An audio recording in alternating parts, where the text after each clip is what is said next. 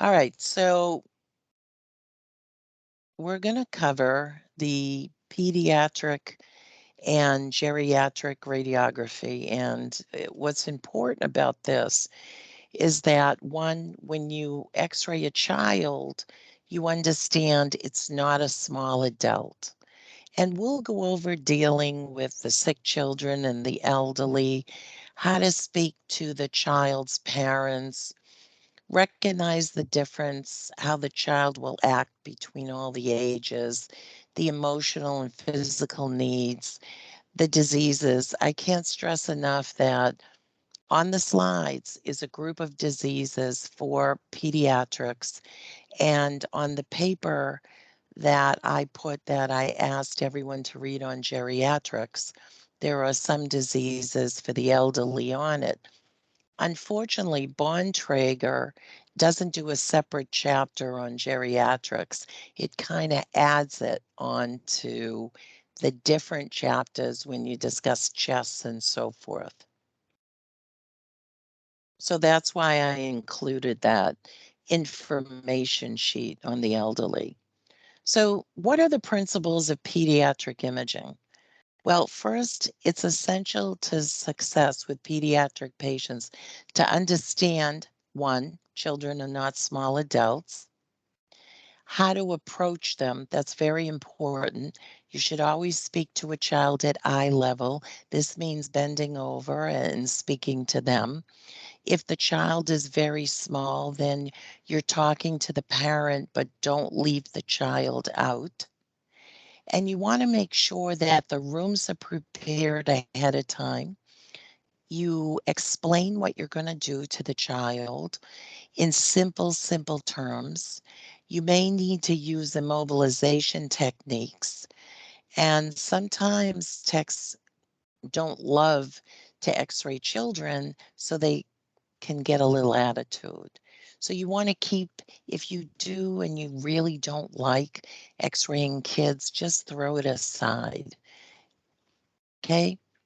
Now, in a children's hospital, the waiting rooms, and I put this in because children hospitals are different than the adult. A lot of time the waiting rooms are set up all different. There's areas for different age levels, there's television, there's videos, there's a lot of neutral toys and activities for the child just to keep them busy. And the imaging room should be bright and it should be cheerful. And most children hospitals will have that. If you work in an adult hospital that sees children, then just try to turn the light up. You know, a child walking into an x-ray room that's dark, they can be scared because some kids are scared of the dark. And sometimes some adults are scared of the dark. So you want to make sure that the room is bright. You have, if you use immobilization devices, make sure that they're in the room already. And also, the most important part is your exposure time should be short because you want to cut down on any motion. Now, when you approach children, it's really approaching two patients. One is the parent and the child. And as I mentioned, you speak to the child at eye level, you bend down, and parents will appreciate this. So if the child's really too young to understand, explain what you're going to do to the parent and use layman's terms. Don't say, well, we're going to palpate for the crest. They won't know what you're talking about. And if you have to use an immobilization device, make sure that the parent doesn't think that what you're doing is restraining the child so they'll start screaming and so forth, that it's there just to assist you. Now, some parents, because they get very nervous about their child being sick, they have no patience and they may snap at you, and just keep calm during it. They're not angry at you.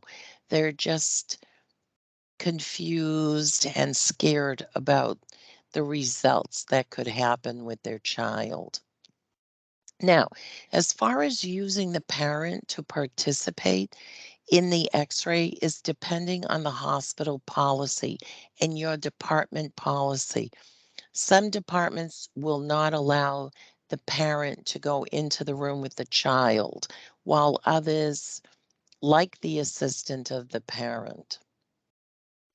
If you do allow the parent to come in, only allow one parent, and it should probably be the father if both parents are there, because with a mother, there's always a chance of pregnancy. So if the mother insists that she wants to come in, then you have to ask a pregnancy question. The advantage of having the parent is the tech doesn't have to hold the child. A lot of parents are very helpful with it. The parent who witnesses the procedure cannot doubt professional conduct at any time. So, again, we greet the parent, we greet the patient, we talk to the child, we explain to the child. Sometimes we ask them questions to keep them busy. Do you have any siblings? Um, what's your favorite toy? Things like that, just to make them feel comfortable with you. And use a lot of sincere praise for them. Oh, you're doing such a great job. You're such a good patient. Really great. And employ distraction techniques. And those were the how is school? What's the sports? Maybe turn the collimator light on. Put your fingers under it and flick it like this to cast shadows to show them that nothing will hurt them. Now, infant to 6 months, they need warmth and security and nourishment, and they're startled by loud stimuli. That's why if they have a pacifier that won't interfere with what you're x-raying, I would suggest keeping it in the baby's mouth. 6 months to 2 years, they're fearful of pain from being separated.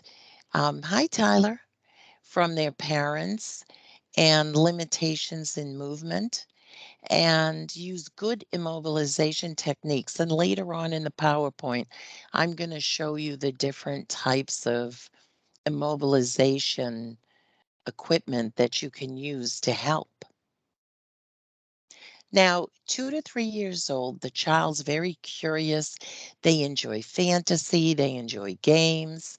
They're pretty much want to cooperate. But of course, it depends on the maturity of the child. Maybe a 2-year-old doesn't want to do it, or a 3-year-old doesn't want to do it. So you'll understand if the child is giving, a lot of hard time to you. They don't want to put their hand down. They don't want to stand still. And if that's the case, that's where a parent can be very helpful to help you with it, or some kind of device that you use to keep them still. Now, when the child's about 5 years old, they're pretty, a lot of them are pretty mature and will do what you ask them to. If they tend to be a little bit more immature, then they'll cling to the parent more. But a 6 to 8-year-old will definitely do whatever you ask them to do.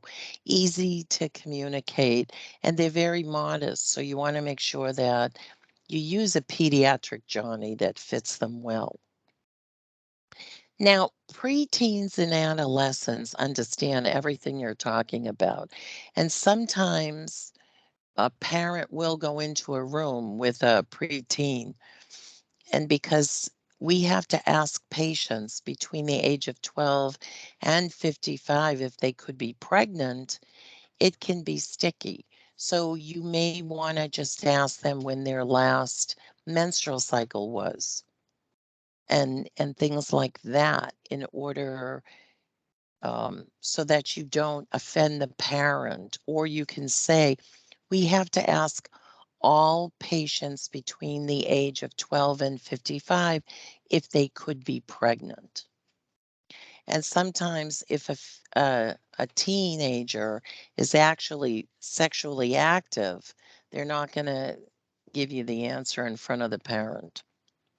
Now, special need patients have physical and mental disabilities. And so what you want to do is you want to pay attention to how their caregiver is with them. And this is a good time to ask the caregiver to help you with the child because um, a lot of them are very independent. I mean, a Down syndrome child, there are different degrees of Down syndrome. I've had patients with Down syndrome that you would never even know they had it, or patients who have a certain level of Down syndrome that you really needed the caregiver to help you with the patient. Now, situations to prepare for emergency, outpatient, and inpatient. And these are the psychological considerations because each group of patient is very different from the other. In emergency situations, you want to make sure that you maintain a calmness and a tone and a manner because the child's parent is going to be very upset. They don't know what's going on. They see all these people coming in. They may look for you for answers. Outpatients are probably the easiest because maybe they've been coughing, they just need a chest x-ray, and they're easy to manage, the parent and the child. An inpatient is different. The child is sick, and it can be very stressful to the degree of illness. The parent may have this child in and out of the hospital for years. So you have to understand that the parent probably knows the best ways of moving the child or speaking to the child, or maybe a nurse comes down, you know, with um, the patient and so forth, and they can actually really assist you. Now, the other thing with inpatients is if it's an infant and the child is in a diaper, and if the diaper needs to be removed, you want to be careful with this because you need to send that diaper back up in case they're collecting a 24-hour urine or stool collection. So you want to make sure if the diaper is changed in the department, you send it back just in case. And practice standard blood and body fluid precautions, adhere to isolation protocols, and especially for premature infants. Now, most of the time, premature infants, you will do with the portable machine. You'll go up to the intensive care unit for babies. Now, once in a while, you'll see an infant being brought down in an isolette. And the biggest danger for them is hypothermia. So if they do come down with an isolette, they'll be escorted by a nurse. You try to bring the temperature of the x-ray room up some so it's not so cold. And the nurse will tell you what we need to do. And they'll normally bring something down. Maybe they bring an IV bag that's warm to keep it next to the baby, and they'll stay with the infant during the x-ray, and you want to just move quickly. And that only happens once in a while. So in the next few slides, I actually have some diseases that children who are inpatients come in with. And myelomeningocele is a congenital defect characterized by cystic protrusion of the meninges, the spinal cord tissue and fluid. And it occurs because of spina bifida. The cleft in the neural arches of the vertebra do not come together. And that usually will show up so that you see this bump in their back. And these children normally will go through multiple surgical procedures to fix it as they continue to grow. Now, the gastroschisis and the omphalocele, similar. It's a congenital defect consisting of a herniation covered in a thin membranous sac of peritoneum. So, and that will contain bowels, sometimes liver, and you can see that usually around the umbilicus. Now, the gastroschisis is a similar condition, but it's a herniation that occurs just lateral, just to the side of the umbilicus, and the bowel's not covered by a sac. Infants with any type of these conditions are very prone to hypothermia. So if you get called up to the PICU, which is the Pediatric Intensive Care Unit, then you want to just move quickly and have the nurse assist you. Epiglottitis happens, you end up doing soft tissue neck, and that because the patient has influenza or they had a strep throat, and the child will get an upper airway obstruction. The epiglottis that covers the trachea actually swells. And the peak incidence of this is anywhere from 3 to 6 years old. Osteogenesis imperfecta is called brittle bone disease, or OI. Now, these children, if you move them the wrong way, they will fracture their bones. So you always want to make sure that you get the caregiver to assist you because they've gone through this multiple times. Now, on the next 3 slides, I'm not going to go through these. I want you to do these on your own. These are more diseases. Understand each disease. It's important to learn all the diseases and whether or not you have to increase or decrease your technique. And a lot of these diseases, if they don't involve the bone, you can keep the technique the same. There we go. Now, let's talk about suspected child abuse. That's called non-accidental trauma. There is no universal agreed upon definition, and it's just basically described as the involvement of physical injury, sexual abuse, or deprivation of nutrition, care, or affection in circumstances which indicated that injury or deprivation may not be accidental. These cases are extremely sad. And here are the classifications of child abuse: neglect, physical abuse, sexual abuse, psychological or emotional maltreatment.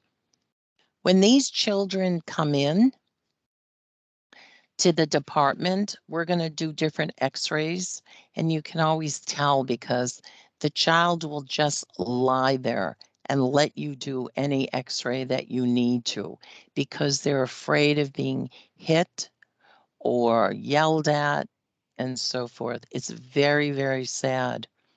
Now, the emergency room doctor is the one that if they suspect child abuse, they're the one that will report it to the, it's mandatory for them to report it.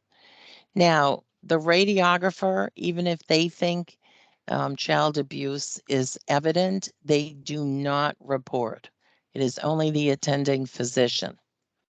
And there are certain indicators: posterior rib fracture, corner fractures, buckle-handed fractures of the limbs. These are all things that when you do a skeletal survey, and that's what they do on child abuse cases, They do AP skull, AP chest, lateral chest, right and left obliques for the ribs, abdomen, lateral lumbar, and so forth. And they do APs of all the extremities because they're looking for either fractures that are new or healing. And when they find multiple healing fractures, then they worry about it. So now let's talk about how we can x-ray a child using immobilization tools. And that's just to protect the child from any kind of injury while they're in the x-ray room. We don't want them to fall. We don't want them to roll off the table. So, and we also want to protect them from unnecessary radiation. We want to make sure we use proper centering, exposure factors. We want to make sure we collimate well. We use breast shields, gonadal shields, and the different types of immobilization devices we can use are the tandem board, Pigastat, Positot, a papoose, and some of these you'll have in your lab and you'll practice mummifying a child. These immobilization devices just help you x-ray the child easier. We can use sandbags, we can use sponges, Velcro straps. So, do you have any questions so far on what we've covered? No? Nope. Okay, good. All right. So this is a Pigastat, and we can use them to do upright chests because the very top of this turns. So we can do a PA or an AP chest. We can do a lateral chest on this. We can do a upright abdomen or a spine on a child from 1 to 3 years old using the Pigastat. And it's on wheels, so it's easy enough to roll it up to the upright board. And normally there'll be you use a parent or another tech to hold the child's arms up. And it's a great, great system. Now, for this a Positot, and we can use these at the end of the table. And what they do is the parent or the tech can put the child sitting up against this. The child's going to hold the top, and we can put an image receptor right here to do the chest x-ray. Now, this is mummifying the child, which you're going to learn in lab. Basically, you're folding the sheet, you're putting the child down. What they do is they bring one arm up and one arm down, and the sheet goes up and over and tucks in. Then you place this arm down and bring the other part of the sheet up and over and tuck it. So it's really great to use, and you can do that for extremity work, like for your feet, your lower legs, and so forth, because they can't move. And the common exams that we do are just the same exams as an adult. Chest x-rays, hips, skulls, limbs, and we do them at any age. Soft tissue neck, we do GI studies, GU studies, bone age, osseous survey, scoliosis. Now, what's important is you need to understand about bone development.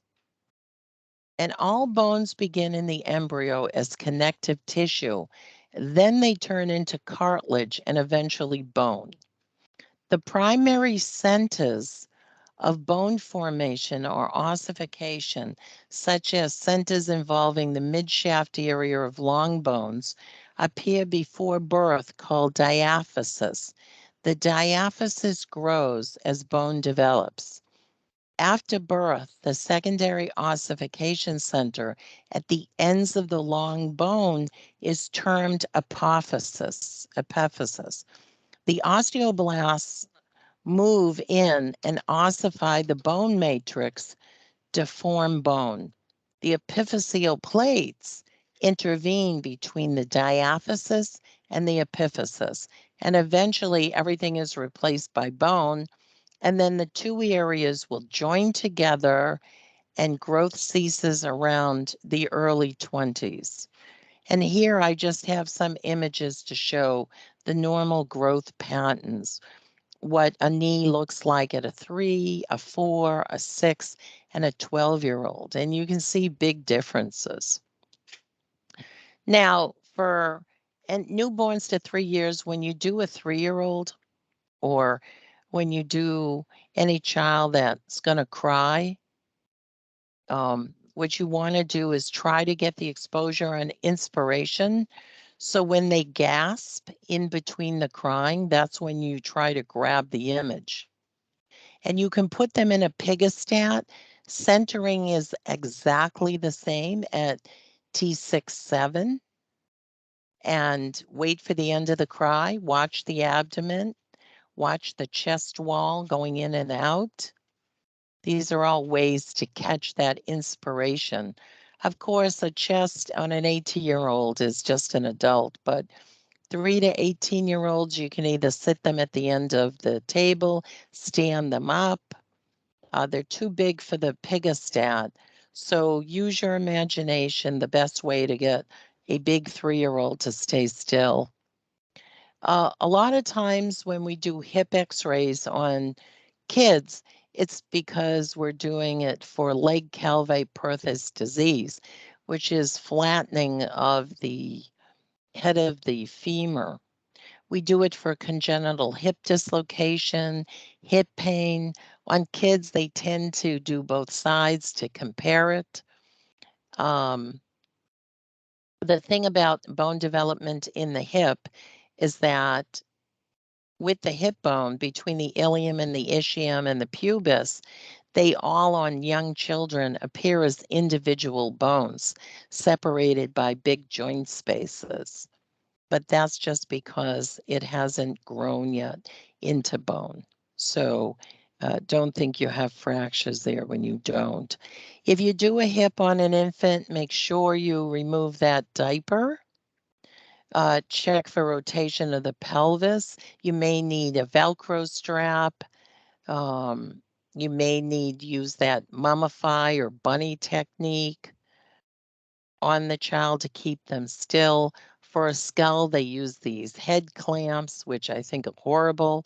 I think it's easier just to use 2 sponges and have a parent just hold the head at the on the sponges. So if the head is here and the sponges are here, the parent can hold outside. And the thing to remember is on an average skull for a child, you decrease your central ray angulation about 5 degrees if they're real little. You can also use for limbs, plexiglass, glass, and bookends. So let me show you what this looks like. This is called bookends, where the child has the hand right in between and a Velcro strap comes across to keep them still. On a preschooler, it's easier just to ask the parent to come in and they can put a piece of plexiglass over it and the parent can just hold the ends or the tech, depending on whether or not you allow parents in. And you can do that for all your projections. If you don't have plexiglass, you can use just an angle sponge will work. And just remember good communication skills. Now, for the abdomen, if the child's young, under 3, or if they're really a small kid, then you can put them in the pigostat to get an upright abdomen.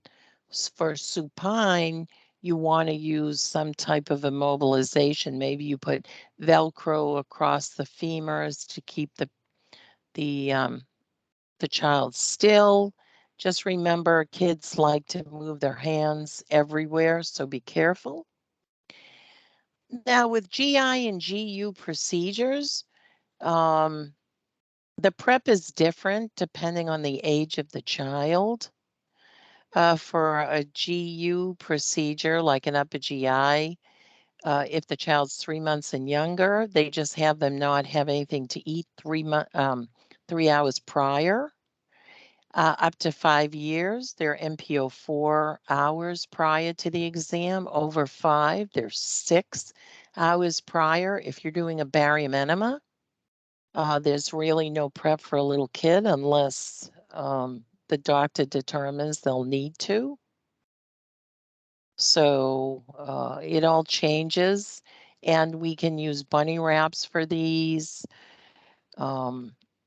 Avoiding cystograms is when you're asking this child to urinate on some pads, which we'll learn more about later on in the semester, but those can be difficult because you've taught this child to wait and hold it to go to the bathroom, and now you're asking them to urinate basically on a table. Now, with a child growing, development may be different for this child. Maybe they're getting very big or very small for their age. So they may do a bone age study. And basically, it's an AP projection of the left hand and wrist. They're looking at the epiphyseal plate. Is it closed? Is it way open? And sometimes they do an AP knee too. Foreign bodies. Little kids like to swallow coins. If that's the case, then they'll do a soft tissue neck. If they don't see it, they'll move to a chest, then to an abdomen. If it's a radiolucent object that they've swallowed, a lot of times they'll do a barium swallow looking for it because they do not want it aspirated within the bronchi. That's bad. So, but like I said, coins are the most, I don't know what it is about it. Maybe they're shiny. But with scoliosis, we learned about when we learned about the lumbar spine. Now, I just want to mention Image Gently because Image Gently was a 2007 campaign to raise awareness of increased pediatric dose rate among imaging professionals and with the public.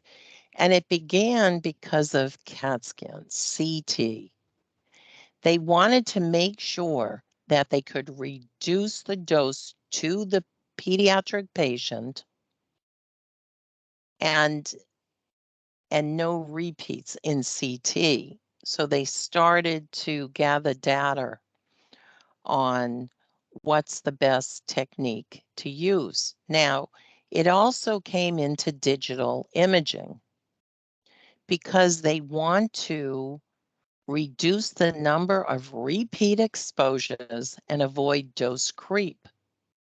So they want to make sure that technologists use proper immobilization techniques, high MA, short exposure time to reduce the incident of motion artifact, which will cause repeats. They want to make sure that you use grids when you have a body part over 10 centimeters. And eventually, Image Gently went into Image Wisely, and that was a campaign for adults as well. So when you x-ray children, you want to consider collimation, accurate centering, exposure factors you use, post-processing evaluation of exposure indicators, grid use. And that's really all I have for the pediatric. Moving on to geriatric now, people have different thoughts about the elderly. Some people think that because they're older, they can't hear, they can't move, and so forth. But if you live in Florida, you know there are a lot of active over 65 elderly patients. Now, geriatrics is a branch of medicine dealing with the age and problems of aging. A geriatric patient is any patient 65 and over. The population's increasing because of the big baby boomer surge. More and more baby boomers are coming of age.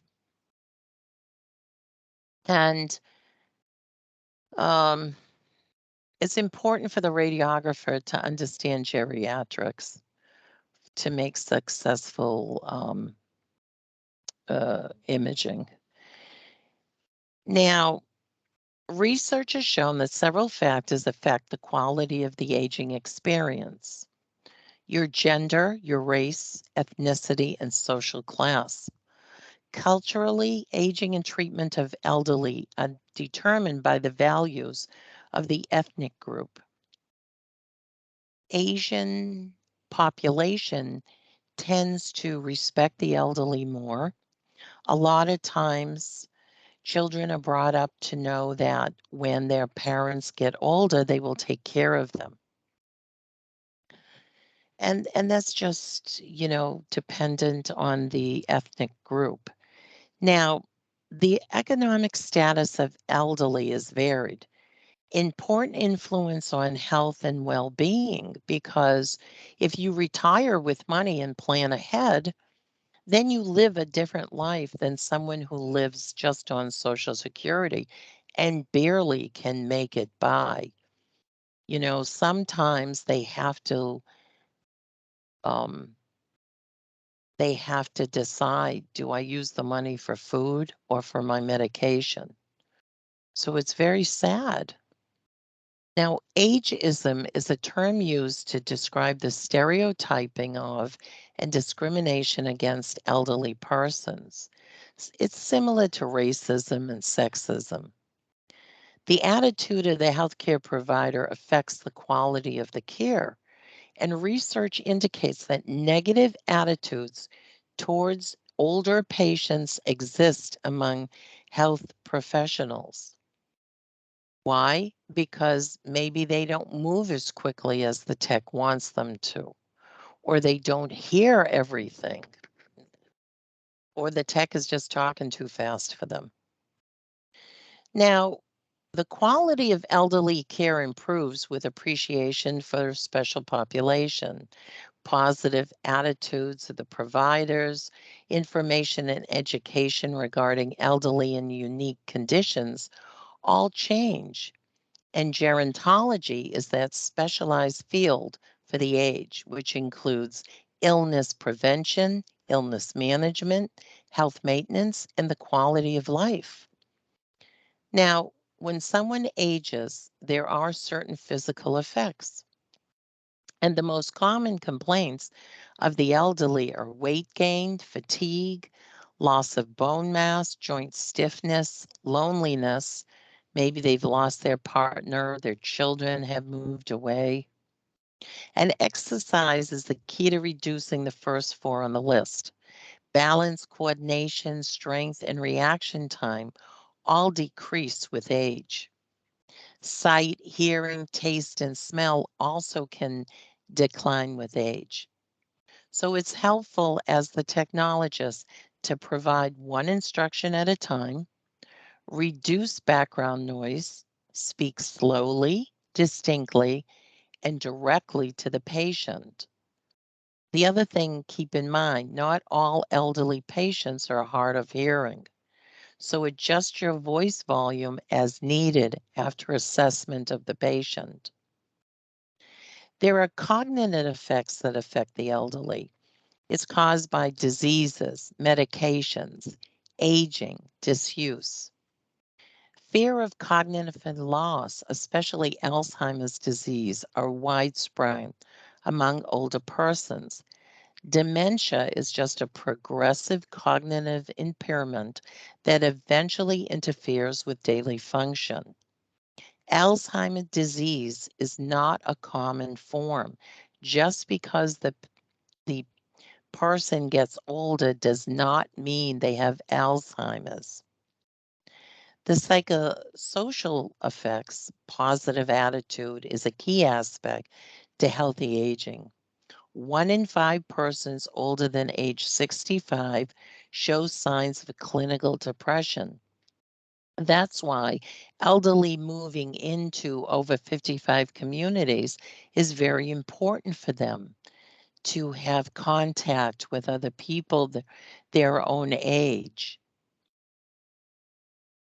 Now, factors that increase the risk of depression and decrease self-efficiency is illness, medical emergencies, fixed income, few choices in personal living arrangements, changing roles from being independent to dependent.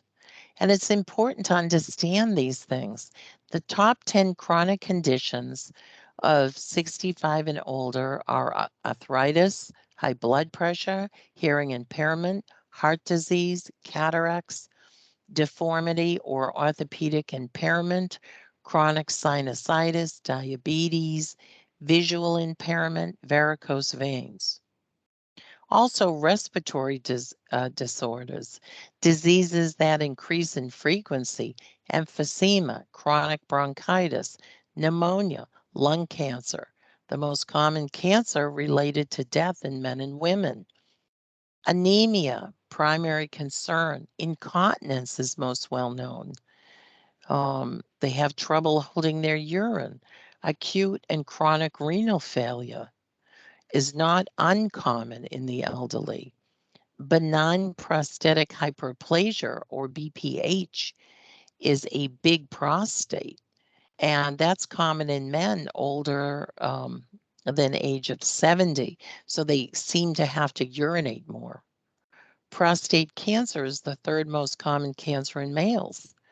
Diabetes, the most common age-related endocrine system disease.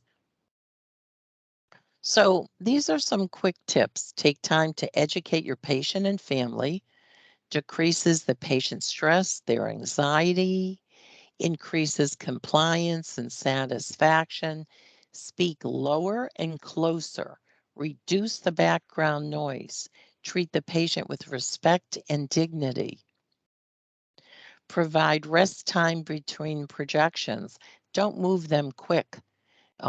Because it'll help reduce any vertigo or fear of falling they had. Avoid the use of an adhesive tape on the skin, because when you take it off, it'll probably rip the skin. You can use table pads to make it more comfortable, provide blankets so in case they get cold, and carefully check the patient history before contrast administration. It reduces adverse reactions such as dehydration, induced kidney failure, assess for swallowing difficulty, administer drinking liquids in an upright position to reduce the risk of aspiration in an older patient. So go through the let's review slide and make sure you understand these things that we've discussed about the elderly. Now, it's important for the radiographer to understand everything so they can treat the patient with respect. And if a patient gets cold, get them a warmer. You're going to do the exact same x-rays as you would on a patient that's under 65. The difference is somebody could have hyperkyphosis. They have a huge humpback. So you have to change your landmarks and your positioning for it. Maybe you have to do the chest AP and not PA. Or if you were doing an AP, you have to put a different angle on it. With use of, when you're doing spine x-rays, make sure you put a table pad on the table. And with the pelvis and hip, check the foot. Is it turned outward? Is it turned inward? If it's outward, there's probably a fracture. You want to do a cross table lateral. Upper extremities, if the patient has a tremor, you may want to just put a Velcro strap across the hand to help them keep it still. Same thing for lower extremities. make the patient comfortable. If they come in a wheelchair and you have to do a foot, maybe you can do it, that way. Or if they're in a stretcher, you can just do it on the stretcher instead of moving them. Technical factors have to be adjusted to accommodate the disease and normal aging, like osteoporosis, you have to decrease. Degenerative disc disease, you want to decrease your techniques. Exposure time, just like pediatrics, keep it short. Not every patient can hold their breath as long as you want them to. And successful imaging of the elderly patient is really dependent on the radiographer's competence and knowledge of the special population. Patient satisfaction and confidence also increases as the radiographer's confidence and knowledge increase. So the key word is conclusion for this PowerPoint. And when you begin to study for your quiz on the pediatrics and geriatrics, make sure you understand how to speak to the patient, what the immobilization techniques are, what the different definitions of the diseases are, and so forth. And I will put up a small study guide to assist. Any questions whatsoever? I kind of went through this a bit quick because there was so much. No, you're good. Okay, you're welcome. And that does it for tonight. See you later. Yeah, bye-bye.